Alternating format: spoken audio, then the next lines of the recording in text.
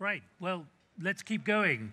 Let's keep the momentum going from what you've been hearing already. And can I just remind you, right at the beginning of the day next door in the plenary session, they put up a big title saying, Generation AI is here.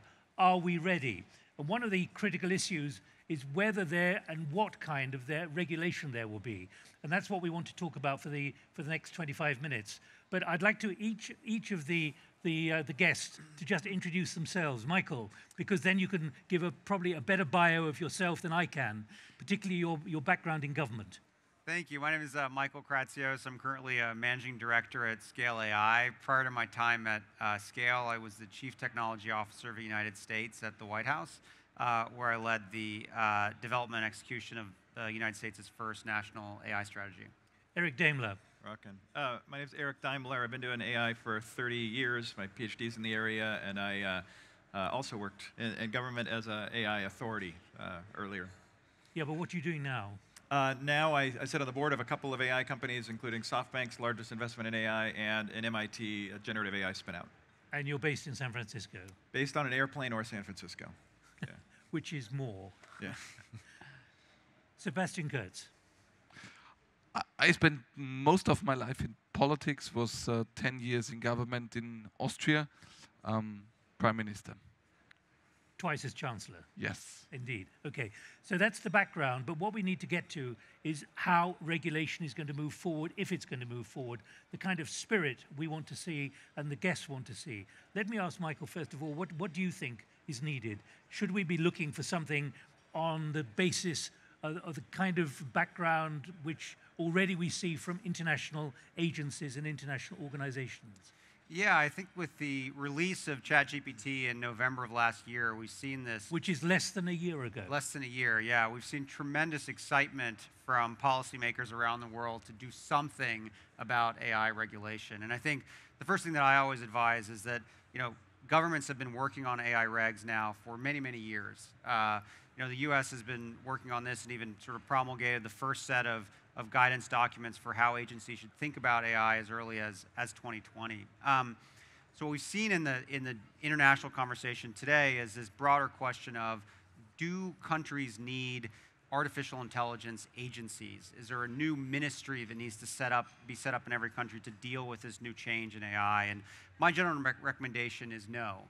Artificial intelligence is a technology that is going to permeate every type of use case and every type of activity that we do around the world. Whether you're creating AI-powered medical diagnostics, whether you're flying drones, whether you're driving autonomous vehicles, AI will be there. And the regulatory regime that you need to ensure that those technologies are deployed safely already sits within existing regulatory structures. So you want the FDA to be working on the medical diagnostics. You want the Department of Transportation to be doing the self-driving cars. And what's most important for actually policymakers, I think, to think about is how can you empower these agencies with the knowledge, the tools, and the skills they need to ensure that when they do regulate this new tech, it'll be done in a very safe and sustainable way for the country. Eric Daimler, in principle, what would you back? The issue that we all really care about is being able to trust the facts that we see. We want to know where facts come from, and we want to know that the facts didn't get transformed in some way that we can't trust over time. And so the term for that is data provenance, that we can trust where these facts came from, and then data lineage, that as data migrates through different systems, that we know how it got transitioned. So those are kind of fundamental to what I think we should have in AI regulation. And then the last one, which is a really big deal, which is a provable system. We need to be able to trust the totality of a complex system in a way that's provable and doesn't have errors. You want to ultimately be able to trust your life to these systems. That's the standard that we should demand. Just before I go to Sebastian, can I just, for you both as techie experts, do you think it's really understood what AI is, particularly generative AI? There's a lot of terminology and jargon around at the moment, but even if we're using it, do people understand the implications and what they're doing at the moment? I think generally it's viewed as a black box technology, which in some sense it can be. And I think as what you were discussing, the key thing in order to promulgate any type of regulatory regime is to actually do the hard science and the hard work to figure out how can you actually test and evaluate these models correctly. You can't go off and say, like, this model is now safe for deployment without the testing and evaluation technology. And that's something that's still a work in progress. So to me, a great place for government to really be in is how can you help fund and support the efforts necessary to build this testing and evaluation regime. And just but that phrase, generative AI. Yeah. Go for it. Yeah, so the current expression of generative AI is large language models. That's not the only type of generative AI that I would describe. I'd say that there's two types of generative AIs, but the type of generative AI that I'm going to call the telegenic AI, the one we see in the press, the one everybody's using to write poems, important work like that. How that works is that's predicting the next word. To describe it a little more detail, when I started in computer science with natural language programming, we were predicting the next word just a couple of words out. So like 50 years ago, before any of us were born perhaps, we could predict the next word in twos. So it would be I am, a two-word prediction. And then we had three-word prediction. I am running, but it wouldn't be I am a chair, right? Those are three-word predictions. What changed is in the large language models, because of these algorithms, is you now have 32,000 word predictions. That's transformative, to use the term.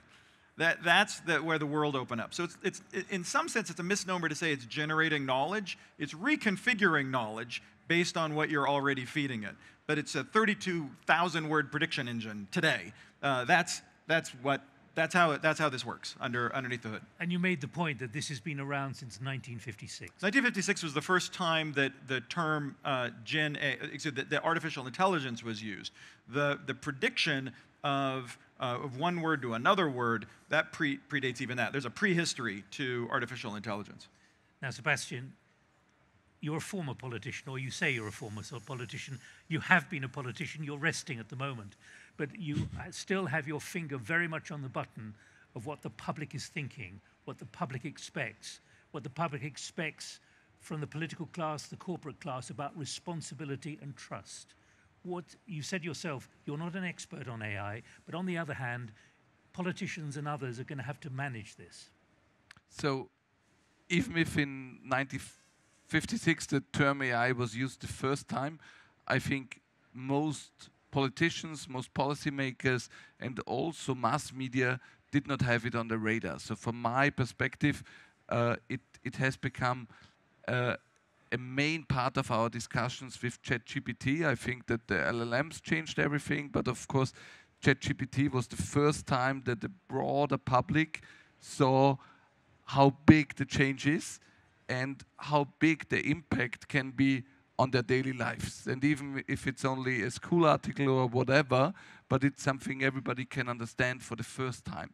So I think the problem we have at the moment is that among average people, fear is bigger than hope. So I think most people expect that there will be big changes, but most people fear that it will cost a lot of jobs, which is true, by the way, and that it is so disruptive that I think many people are scared. From a regulatory point of view, I think it's absolutely important that the existing agencies in the different sectors do their job, and I hope that it's possible to have as much regulation on a global level or from a European perspective on a EU level and not by every single member state. I think what happened in Italy when ChatGPT started and it was forbidden shows that probably the first political instinct is not always the best and the right one. So I think having the regulatory part in the existing agencies I think you said before not to try to regulate it like a drug or like a weapon, but to regulate the outcome. I think that's the best approach. But let me highlight the tension here. You're from the center right. You believe in free markets and so on. Yet there will be public pressure or expectation of some kind of controlled with oversight? There's always public pressure to have more state and more regulation, but I think it's good not to follow this public pressure. From my perspective, no matter to which area of economy you look like, less regulation is always better than too much regulation. And I can only speak for my country and for the European level. I think we don't have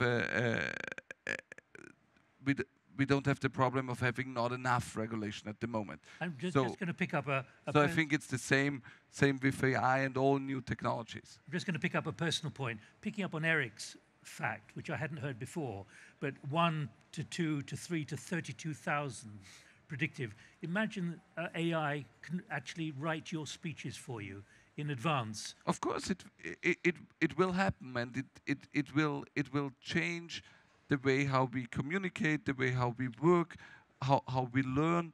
I think there will be a need of a totally new skill set, but that's happening anyway. And I think what we saw on the example of Italy is that even if your first instinct is that you want to stop all that, it's not going to happen. So that's the reason why I think this first instinct is probably not the best one. Yeah, I think the easy way to address, to square the circle, as it were, is to address some things that we can all agree on. There's regulations in the United States where we're not supposed to sell children's data. Fair enough. It's something we can all agree on. That's regulation that many people agree on. Another one was, if I talk about facts, we could agree that we should just make it illegal to knowingly spread false facts.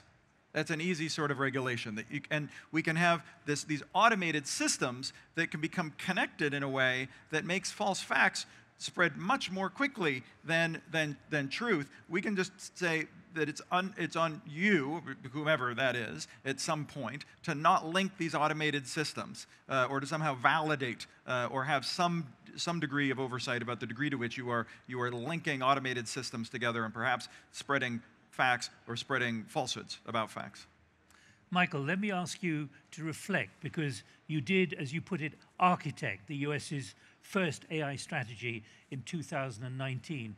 When you think of the politics of getting there within the White House, but also what the impact has been 4 years on, just give us a quick audit, can you? Totally, yeah. I think it was a much different time in 2017. The priorities or national priorities in the U.S. weren't necessarily, American leadership in artificial intelligence. So I think it was, as anyone who's worked in government, it's easy to know there's tens, if not hundreds of policy things that could become priorities. So there's constantly this jockeying and competition to figure out what can move up the stack. And I think we made a very, our case, at least within the tech sector, was, this competition with China is incredibly important for the long-term interests of the United States.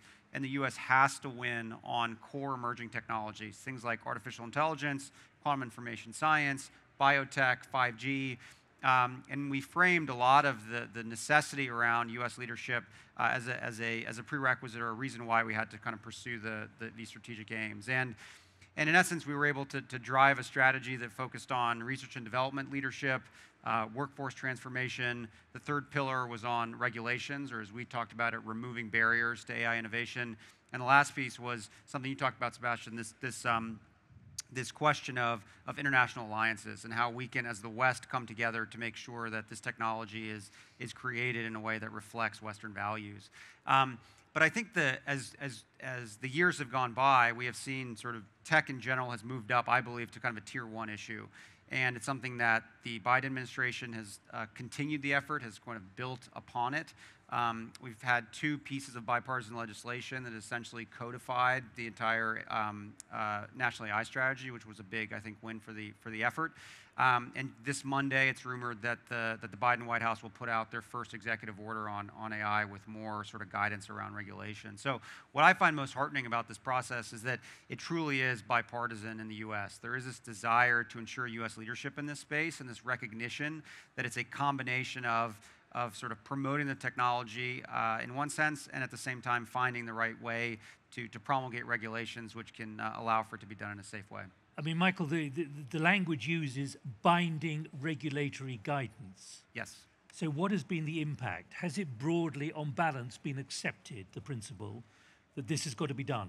It has. So I think the way that we sort of framed the regulatory structure is with the White House promulgated guidance to the agencies. If you are going to be regulating an AI use case, these are the considerations you need to look at before going forward with that regulation. And I think probably one of the best successes to date has been the Food and Drug Administration. So they have approved, so the first AI-powered medical diagnostic was approved in around 2018, I think 2019. To date, there have been roughly 500 approvals of AI-powered medical diagnostics. So there is actually, I think, success in allowing individual agencies that are experts in their domain to continue to sort of push the regulatory bounds forward to just include this new tech, if you will, which is AI, in the way they think about regulation. So Sebastian, I should say that Eric's going to be giving a presentation at the end of this session, a 10-minute presentation, and then a follow-up session as well. So this is an hour in total. So Eric will have, you'll have a lot more floor space and screen time in a moment. But Sebastian, when it comes, you've sat in European councils, both as a foreign minister and also twice as chancellor. When you look at the mechanics of how an organization of 27 member nations at the moment, possibly another 9 to join by 2030, how that will be able to act when it comes to the need for something along the lines that Michael has just described as is happening in the States? To be honest, I think the good thing is that AI is quite a complex thing, and it's far away from what leaders and politicians like prime ministers have to deal on an everyday basis. So I think you have a much more emotional debate, or you have a much more detailed debate at the European Council level on issues which are understandable for all those sitting there. So that's the reason why I'm quite optimistic that it's possible to have a regulation probably for the European Union or for the whole West, because it's not something which can be easily debated among prime ministers or other ministers on a European level. So it's something that could be handed over to the experts, and I think that's the right approach. I think if it becomes too political in a way, then you will have very different regulations in different member states, and that would be a disaster from my perspective for the European Union. So I hope that the complexity of it is a driver to have the debates on a level of the experts, not on a top political level, which would be good from my perspective. Well, I think one thing to add there is fascinating about the world of AI today is it's a technology that has created a multipolar world in for this particular domain. So what do I mean by that? And sort of the first wave of technology in the 2000s were very much dominated by the United States. And then sort of this Web 2.0 world, you saw China make big strides and become extraordinarily prominent players generally in the e-commerce space. And you had sort of this like bipolar world of technological leadership. And what we've seen with AI is the Middle East has actually risen as a pretty strong player in the space. In UAE, they have, some argue, the best performing open source large language model in the world called Falcon. So I think and why I say this is as folks who think about regulation or how you should regulate this particular industry, it's not just whatever the US or whatever Europe does is just going to work for the world. There are lots of people that are working in this space and developing extraordinarily high quality artificial intelligence, and they themselves have a very important role to play in the global thinking of this But domain. you've both, Eric and Michael, you've both been involved in the political process in the United States, whether in the DoD or in the White House. What Sebastian raises is a really important principle, the accessibility of everything you're both talking about. Because when I mentioned ChatGPT in our pre-discussion, and I said November the 30th last year, you said we knew all about it anyway, which is understandable, of course. But suddenly it became a public political issue. Yeah. And it was not before.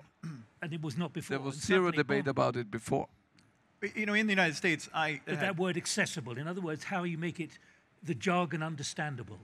Yeah, well, that's always been a challenge, actually. But It will stay. yeah, when I was in government, and I'm sure Michael had this experience of talking to Congress people, members of Congress and lawmakers all the time, and their number one concern about this at the time was jobs.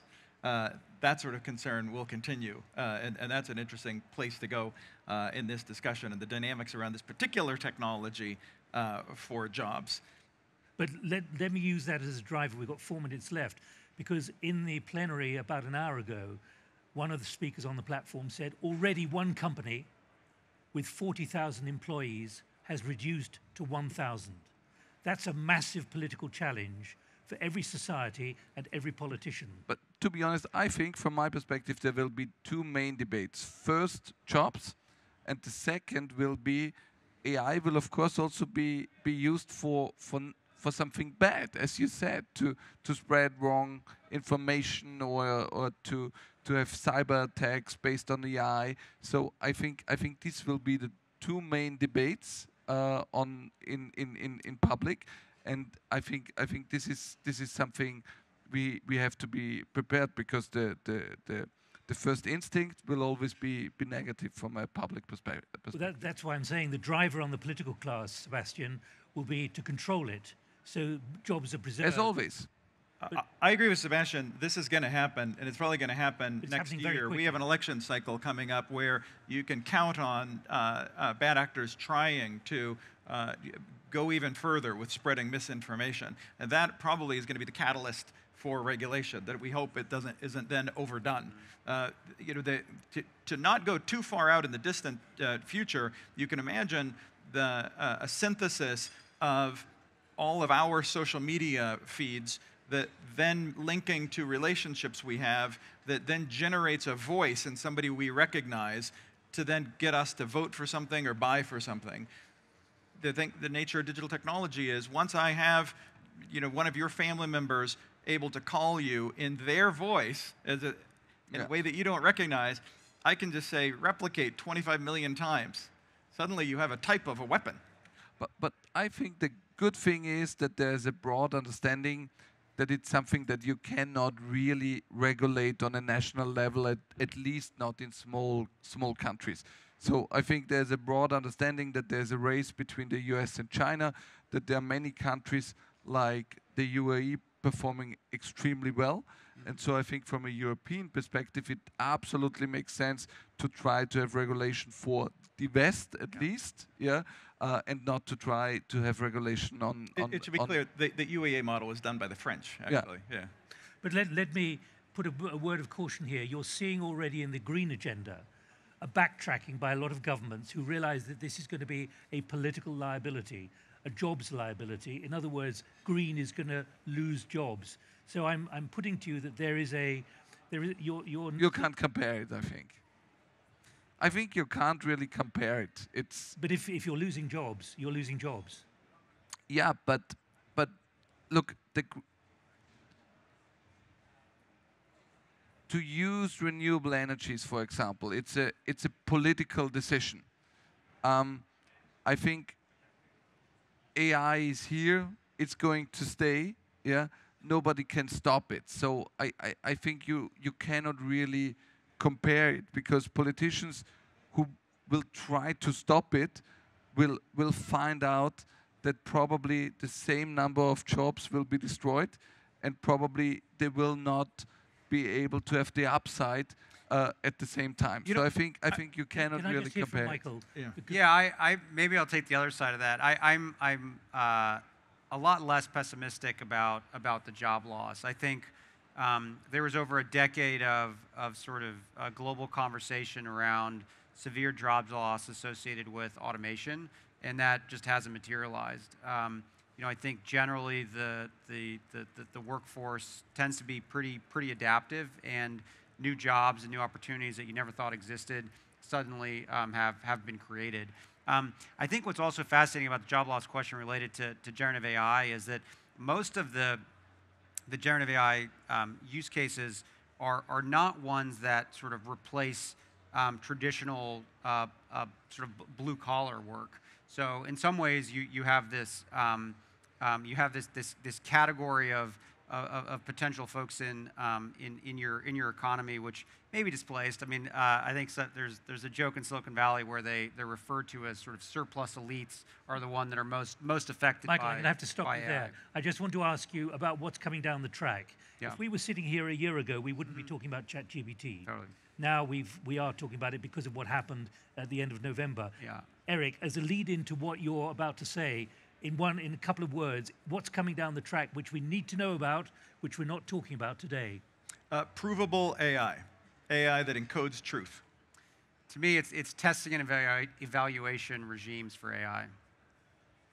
Do you want to add anything? I think we will talk about the bad actors misusing AI in elections. All right. Yeah. There you have the summary. And Eric's going to take the platform now. Michael, Eric, and Sebastian, thank you very much indeed for moving the ball down the path. Thank you. Thank you. Thank you.